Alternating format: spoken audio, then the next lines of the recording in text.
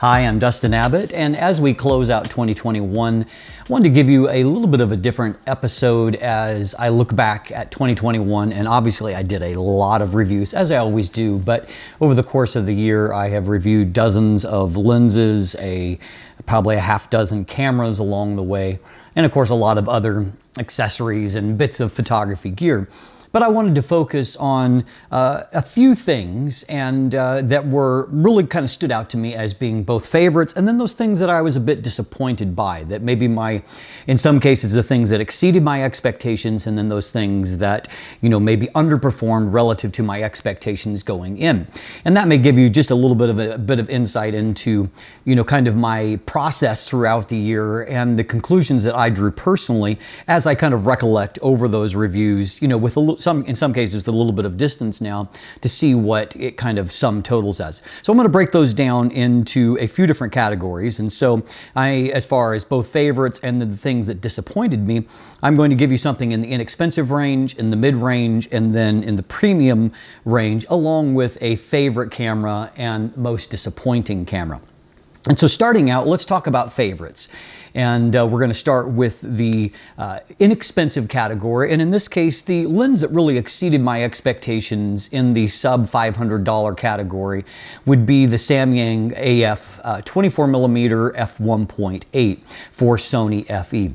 That lens to me really is probably Samyang's best lens to date. Now they have a couple of new lenses that I haven't reviewed yet, but good news, according to Samyang, I should be seeing copies of both the new 50mm f1.4 Mark II and the 24-70 f2.8 lenses somewhere in the next month or so. But looking back to that point, that lens I thought was the culmination of both the Samyang Tiny series and it's just continuing evolution. Evolution in terms of features. Autofocus has just kept getting better and better, but also we've started to see things like weather sealing. Now we're seeing, a switch that allows you to do different controls with the ring. And then the addition of the focus hold button in the 24mm f1.8. And of course, the optical performance was really fantastic. I mean, it is an incredibly sharp lens, and I think that it gives you, probably 90% of the Sony 24mm f1.4 G Master lens at a much lower price point. And so for so many reasons, that lens stood out to me as the best inexpensive lens of the year. I really, really loved it. In the mid-range, I have got both a top choice and then also kind of an alternate pick / runner-up. So in this case, I've got both a zoom and a prime lens in the mid-range. The zoom lens is actually Tamron's 17 to 70mm f2.8 VC lens for Sony E-mount. And so it's an APS-C lens, but really kind of defied categorization to this point. It had a bigger zoom range, better, up close performance, and it was a truly amazing lens optically that I really felt like was a system seller that gave Sony a unique advantage that other systems don't have for that lens. And it really, really impressed me. Very nice build quality, great autofocus performance, good VC performance in terms of stabilization, and of course, that extremely fantastic optical performance that I referenced along the way. Kind of my alternate there is the Sigma 35mm f1.4 DN lens. Now, the Sigma Art Series lens going back on to Canon EF and Nikon F, it was the first of kind of Sigma's big turnaround lens, in that it was the beginning of the Art Series and those kind of designations. It was a lens that sold a ton of copies because it was strong optically and it really competed favorably when it came to price with the first-party lenses on Canon and Nikon. So it sold really, really well, and I liked the lens optically, but back at that point, there were some autofocus limitations that kind of soured me on it.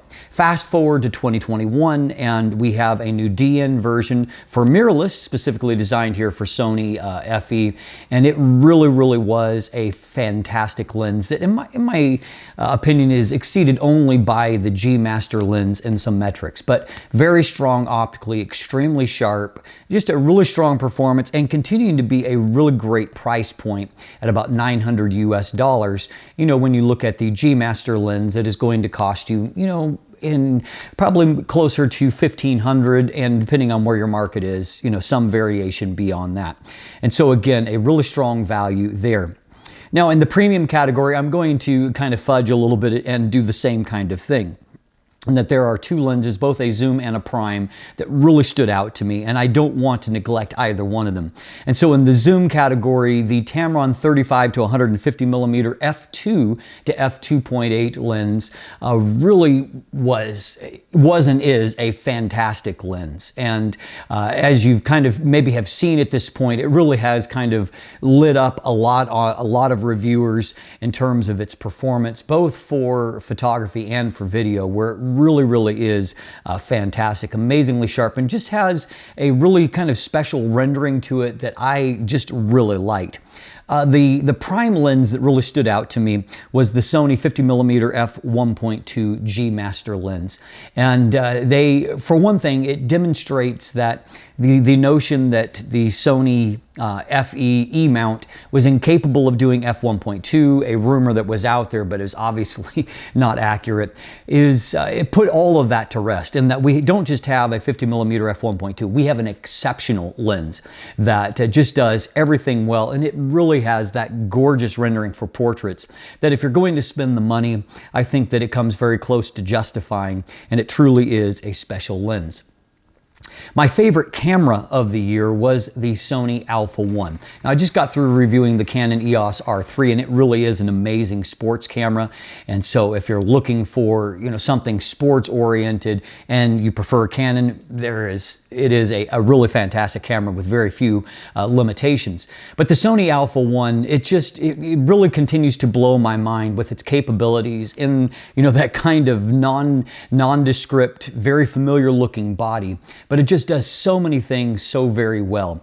And when I think about the fact that it competes with the R3 in terms of burst rate, not quite as deep a buffer, but plenty sufficient buffer for just about everyone under almost every circumstance, while pumping out 50 megapixels of resolution. It's just continually amazing how many things it does and how many things it does well. It's not a perfect camera, and there certainly is room for improvement, but and I think it was probably the most expensive camera that I've ever personally purchased. I'm filming on it at the moment, but I don't regret the decision. I sold a Sony A7R Mark III and a Sony A9 and bought the Alpha 1 instead, and I don't regret it at all. It has really been a fantastic camera, and so it is my standout camera of 2021.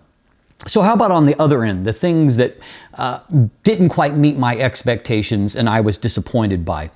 In the extremely inexpensive range, we have the 7 Artisans 60mm f2.8 macro lens Mark II.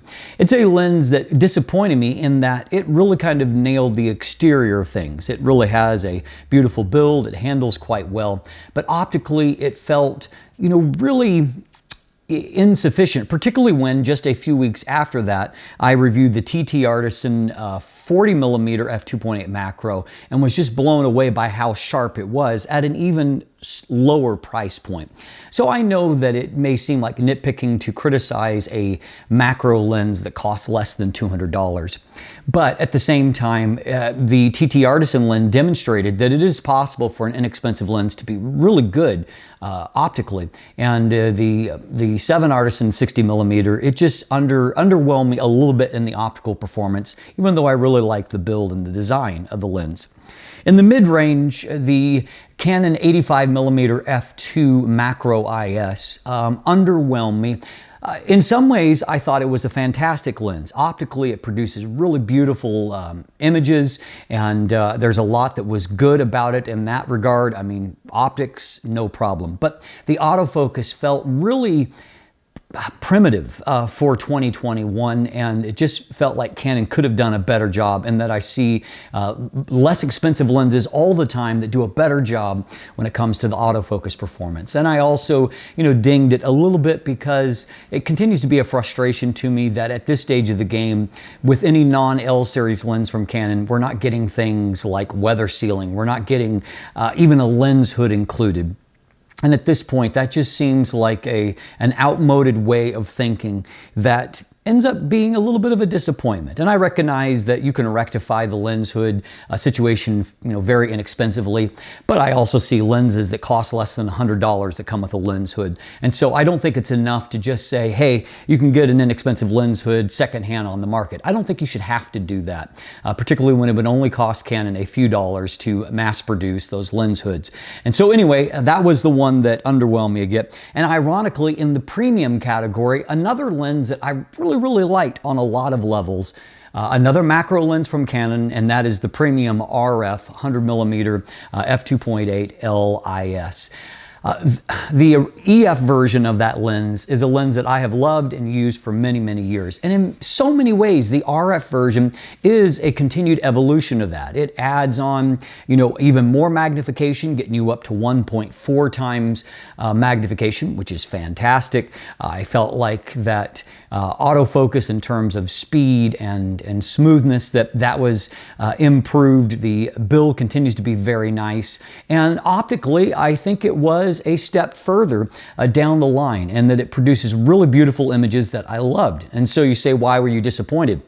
I was disappointed for the simple fact that there is a focus shift issue that seems to be related with what I consider to be a gimmick that Canon added to it, and that is this SA control, spherical aberration control, that I think is not going to add a lot of value for many photographers. And if what I understand to be true, that there is some connection because of that to a focus shift problem, that to me is a tremendous miscalculation on Canon's part.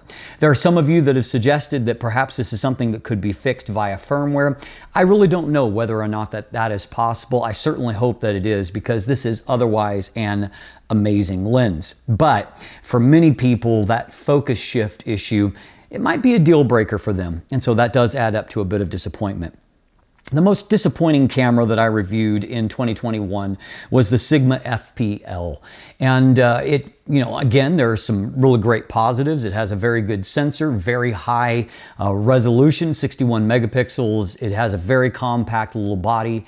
And so, there's aspects of that I think that people will like. But I did find the autofocus system to be pretty primitive for 2021. And the kind of modular design was spoiled for me by the fact that things really didn't fit together all that well in terms of the modular design. And it wasn't really all that simple or straightforward to make some of those swaps. And so the byproduct is that it was a camera that I had zero regrets in shipping back. Whereas, some of the good gear, I can't own everything. I can't hold on to everything or buy everything, obviously. But there are certain pieces of gear that I send them back with a little bit of a pang, wishing that they could stay in my home and in my hands. I didn't feel that way about the Sigma. So the FPL, it registers as my most disappointing.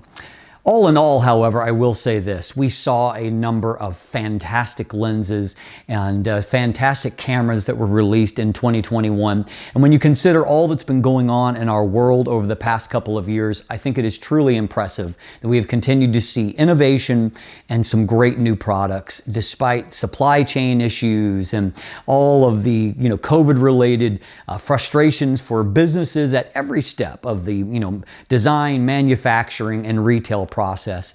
And so we are truly fortunate to live in a day where we are seeing, I think, some of the very best from some of these companies, even under more difficult circumstances. I hope you had a wonderful 2021, and I want to thank you for your support of this channel throughout the year, for being faithful and loyal. And there are so many of you that are so kind with your comments and your support. I really appreciate it. And looking forward to 2022, I hope that the best is yet to come. I'm Dustin Abbott, and if you'll look in the description down below, I have linked to my reviews of those things if you want to check out any of the products that I mentioned here. Beyond that, of course, there's linkage to follow myself or Craig on social media, or to check out our new channel, Let the Light In TV, Tech and Video.